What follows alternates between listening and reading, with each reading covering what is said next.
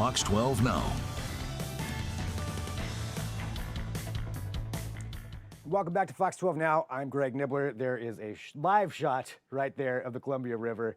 It just looks really nice out there, so that's why I wanted to show that. So we've got that on there. And also, thank you to everybody who's joining us. Again, I am Greg Nibbler. We are live streaming on our apps, on our website, on our social media channels. And what we're talking about here for this segment is the Oregon Charity Championship, which is coming up on October 2nd. It's going to feature over 30 nonprofits competing for some really amazing prizes, but also just getting the word out about what they do for our community. And that's so many different things. We're getting to talk to a lot of really fascinating nonprofits that need help or can always use some more support, but are really out there helping our community in different ways. And right now we're going to be talking about Sequoia Mental Health Services. I've got Marcia Hills, the executive director, joining me right now. And Marcia, I want to say thank you very much, for being here to talk to us about this. And I'm sure you're very busy, and I'm glad we can get just a little bit of your time to talk about all the valuable work you do. And maybe to start off, though, just for everybody watching, can you give us a rundown of Sequoia, what you do, and maybe even how it got founded? Great. Well, thank you for having me. We're very pleased to be a part of the tournament and having that opportunity and this chance to talk with you a little bit about Sequoia. Sequoia is a nonprofit behavioral health organization that serves the residents of Washington County. We have been in existence since 1981. And the organization was actually founded by parents of adult children who had a serious mental illness and who needed treatment as well as housing. So our origins go back to housing and, of course, providing treatment. Through the years, our services have evolved tremendously. We currently serve somewhere between 1,500 and 1,600 clients at this point in time.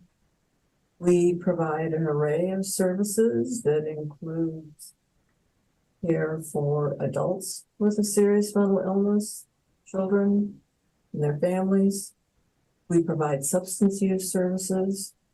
We really focus much of our attention on providing care for adults who have a serious mental illness and who live in the community. We do a lot of community-based work to find those folks, provide care, provide housing, to hopefully keep them stable and living the best life they can live in the community. That's 1,500 to 1,600 clients. I mean, that's a huge workload right there, I would imagine, for yes, handling all of that. Yeah. How do you handle that many? I mean, what is your staffing like? It depends on the level of care that the individual is involved in. Our residential homes for adults have staffing 24/7. Those are settings where we provide intensive behavioral health care to meet the client's needs, but hopefully with the idea of moving them on toward a placement in their own apartment in the community. In our outpatient services, we have, total at Sequoia, we have about 110 employees.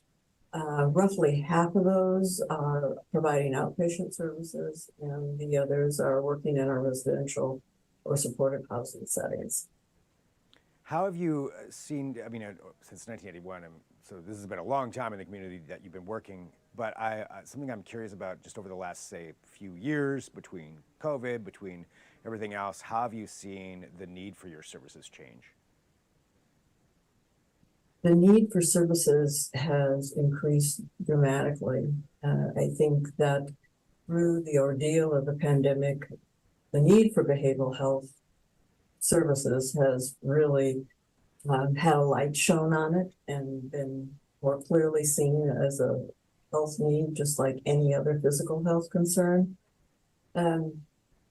That has brought about the issue of staffing. We are experiencing a severe shortage of behavioral health staff to serve the individuals that we work with. We're currently doing fairly well in keeping our access open to new clients. Many organizations have had to limit services just purely because we don't have enough staff. to do the work. Our intake lines are open during business hours, and we generally can get new clients into care within a couple of weeks. That's pretty impressive. So how do clients, do you do outreach to find people who need your services, or do people contact you? People contact us for services, or other agencies, other providers refer clients to us. We get a number of individuals referred to placement in the hospital, the Oregon State Hospital. And we also do a fair amount of outreach through Measure 110, which was the legislation that decriminalized having small amounts of drugs. We have been able to get additional funding that allows us to go out into the community and provide outreach and looking for people who have yet to access health or access healthcare and are living oftentimes who are homeless.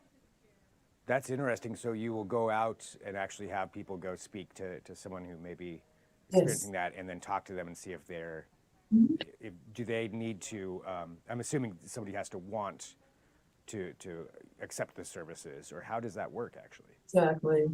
Yes, people have to accept services, sign a consent to treat. A lot of the outreach that we do involves locating people who are in need and over time engaging them in treatment. Sometimes it takes a while for someone to be willing to get into treatment. It's a big decision, and it's a tough decision to make. So we work with them to help them in getting ready to actually enter care. And when they do enter care in that type of a situation, do you provide housing for them while they're going through that? We don't directly provide housing, but we work through a number of different entities to provide that service. We do have 64 units of affordable housing that we actually operate ourselves. And then we get funding through a couple of different mechanisms to help people to locate housing in the community. And this is all within Washington County, is that correct? Yes, we provide care in Washington County. We well, do have an office in Hillsborough and one in Aloha. And now just currently in Beaverton. Right. Okay. Just wanted to clarify so everybody knew out there. Well, for this the tournament coming up, the golf tournament where we've got a lot of nonprofits competing in this, but the prize money is really something that I feel like could probably be put to good use. Something for you, say you were to get the $25,000 prize, what would Sequoia use that towards?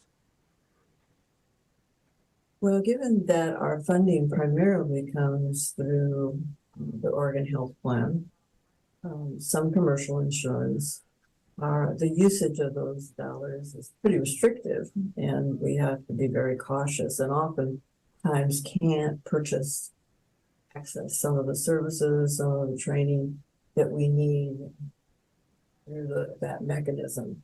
So the prize money would allow us flexibility in how we spend that resource. An ongoing issue for us is having transportation for our staff to use to go out into the community to provide that outreach services that I was talking about, or we provide a lot of direct care actually in the community as well. So that's always a primary need. And then, of course, as I mentioned earlier, the shortage of behavioral health staff is an ongoing challenge, that having additional resources to enhance what we can offer to staff, primarily in the form of additional training and support and care for the staff who provides the treatment for the patients that we serve.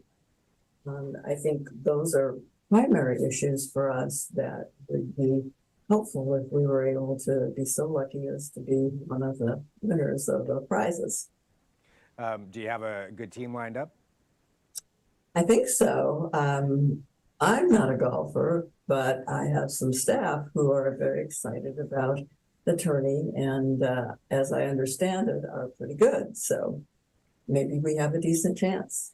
Nice. Well, Marcia, anything else that you want to let people just know about Sequoia? Anybody out there who may didn't know before or would be interested in some of the services or contacting you, what would you recommend for anybody to do? Well, I think for Sequoia and how in our philosophy of care is that we really work with individuals, no matter who they are, to provide a setting in which everyone feels safe, is culturally competent, and provides a mechanism of hope for a better life and a life lived to its fullest.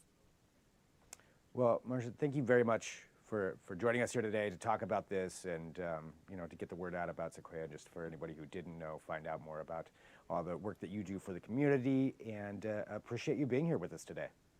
Well, thank you again for the opportunity. You bet. And for everybody who's watching, of course, this is Fox 12 Now. Appreciate you being here. If you're watching live, we are broadcasting, let's see, it's probably about 1:40 something or so. And we're going to be back on at about 2 p.m. And we're going to be talking about cybersecurity. So switching gears to that, that's going to be live at 2 p.m. So whatever platform you're on, you can come back and watch that. If you're watching this after the fact, of course, you can always find these videos on the Fox 12 Oregon YouTube channel, on our Facebook page, and on our app as well. So, and the website. So lots of places to go find the conversations that we get to have. So definitely go check all of those out. But I'm going to sign off for right now. I'll be back soon. I'm Greg Nibbler. This is Fox 12 Now.